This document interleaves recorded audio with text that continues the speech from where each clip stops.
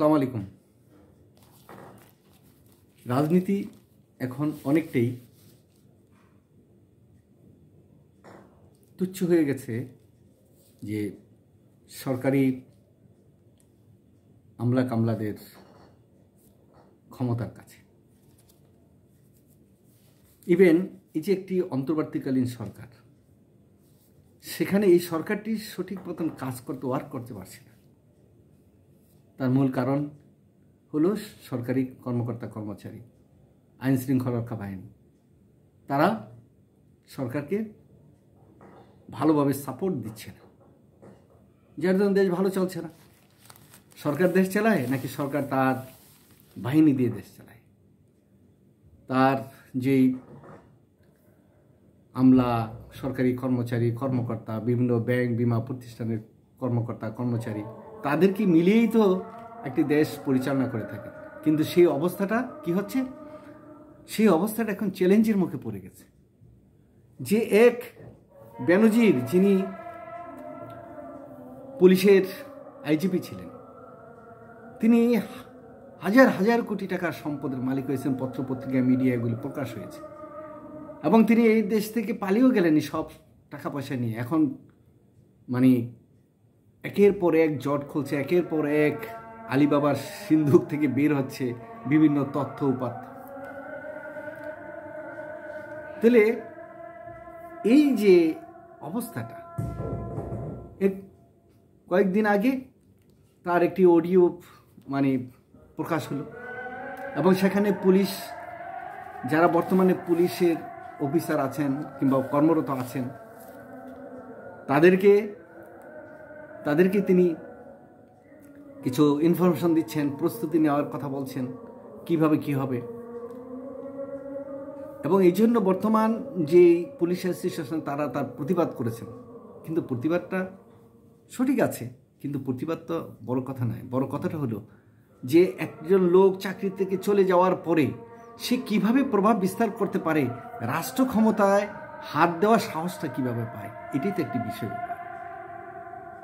এবং আমরা দেখি প্রতিটি দলই রিটায়ার্ড যে সরকারি আমলা কামলা আছে তাদেরকে দলে টেনে নেয়, এবং তারা সরকারের থেকেও যেরকম শক্তিশালী, আবার তারা যখন সরকারে থাকে না, অর্থাৎ রিটায়ার্ড করেন, তখনও তারা শক্তিশালী হয়ে ওঠেন। বিভিন্ন দলে তারা বিভিন্ন পদবি নিয়ে বেশ ভালোই তারা রাজনীতির সাথে সম্পৃক্ত থাকেন। কিন্তু রাজনীতিবিদরা তো দেশ পরিচালনা করবে, তাদের হাতেই তো দেশ গড়ে উঠেছে, তাদের হাতেই তো প্রশাসন গতিশীল হবে, তাদের হাতেই তো এদেশের মানুষের জীবনমানের উন্নয়নের বিষয়টি। তারা যে প্ল্যান দিবে, পরিকল্পনা, সেটা আমাদের সরকারি কর্মকর্তা কর্মচারী যারা আছেন তারা সেটা বাস্তবায়ন করবে। কিন্তু তারা তো রাজনীতির হস্তক্ষেপ করবেন না। দেশকে পরিচালনা করবে, কার হাতে থাকবে সেটা তো তারা নিয়ন্ত্রণ করবে না। কিন্তু এখন তো দেখা যায় যে তাই, অর্থাৎ বিগত 15 বছরে, 15.5 বছরে যে কাজটি হয়েছে সেটা হচ্ছে যে আমলা কামলাদেরকে সাংঘাতিকভাবে রাজনীতিকরণ করা হয়েছে। এখন তারা রাজনীতি ছাড়া বাঁচতে পারে না, কারণ রাজনীতি করলেই বাড়ি গাড়ি, হাজার হাজার কোটি টাকার মালিক হওয়া যায়, বিদেশে বাড়ি করা যায়, টাকার পাহাড় করা যায়। স্বাভাবিক পর্যায়ে এই মৌকাকে ছাড়তে চায়। তো এই মৌকা যারা ছাড়তে চায় না, তারাই তো দূর থেকে এই অপকর্মের সাথে সম্পৃক্ত থাকে। আজকে বাংলাদেশকে একটা অস্থিতিশীল রাষ্ট্রে পরিণত করেছে, এবং প্রতিটি জায়গাতে দেখা যাচ্ছে যে সূক্ষ্মভাবে যদি চিন্তা করা হয়, বিশ্লেষণ করা হয়, দেখা যাবে রাজনীতিবিদদের থেকে আমলারাই সবচেয়ে বেশি ক্ষতিটা করেছে। কারণ রাজনীতিবিদরা তারা দেশ নিয়ে ভাবেন, তারা ভবিষ্যতে ক্ষমতায় যাবেন এগুলি নিয়ে ভাবেন, তারা দেশের উন্নয়নের কথা চিন্তা ভাবনা করেন। কিন্তু যখনই তারা ক্ষমতায় আসে তখন তাদেরকে আষ্টে পৃষ্ঠে আবদ্ধ করে ফেলেন এই আমলা শ্রেণী, সরকারি কর্মকর্তা কর্মচারীরা। নানা ধরনের ভয় ভীতি, অর্থাৎ বস এটা করলে এটা হবে, ওইটা করলে এটা হবে, এরকম ভয়ভীতি দেখানো হয়।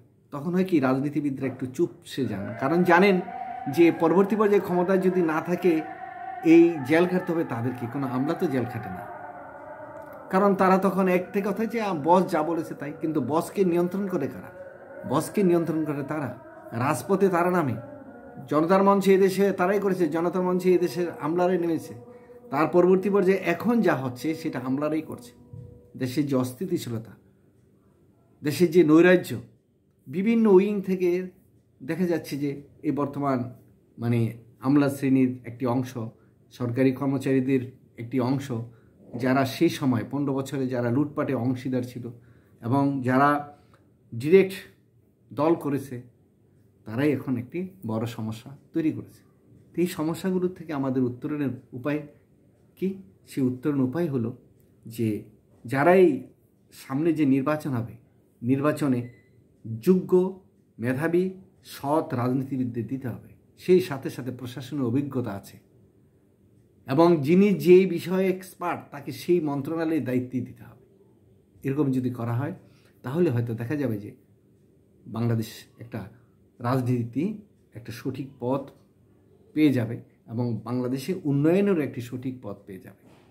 কারণ যতই কিছু হোক না কেন, অবশ্যই মানে সরকারি প্রশাসন যন্ত্রের উপরে কোনো রাজনীতিবিদেরই আস্থা রাখা উচিত নয় এবং প্রশাসনের যেই উন্নাসিক ভাব, তাদের যে হ্যাডামগিরি, এটা ভেঙে দিতে হবে। এটা যদি ভাঙতে না পারে কোনো সরকার, তাহলে কোনোদিনও তারা সফল হতে পারবে না। কারণ তারা বিভ্রান্ত হবে, তাদেরকে বিপদগামী করবে, যেমন শেখ হাসিনাকে করেছে।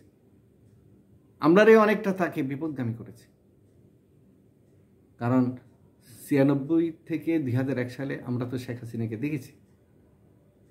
তার পরবর্তী যে আমরা দেখেছি 2090-এর গণ অভ্যুত্থানের পরে 91 থেকে 96 পর্যন্ত আমি বেশ কয়েকবার মানে ব্যক্তিগতভাবে শেখ হাসিনার সাথে কোনো বিশেষ কারণে আমার কয়েকবার দেখা হয়েছিল, কথা হয়েছে অনেক। আমি দেখেছি তার মধ্যে একটা দেশপ্রেম যেমন ছিল, তেমনি তার মধ্যে বিচক্ষণতা ছিল, তার মধ্যে সাধারণ মানুষের প্রতি যে প্রীতি, ভালোবাসা এবং শ্রদ্ধাবোধ এই সাংঘাতিকভাবে ছিল। এবং তিনি সরকারি আমলা কামলা এদেরকে অতটা প্রশ্রয়ও দিতেন না।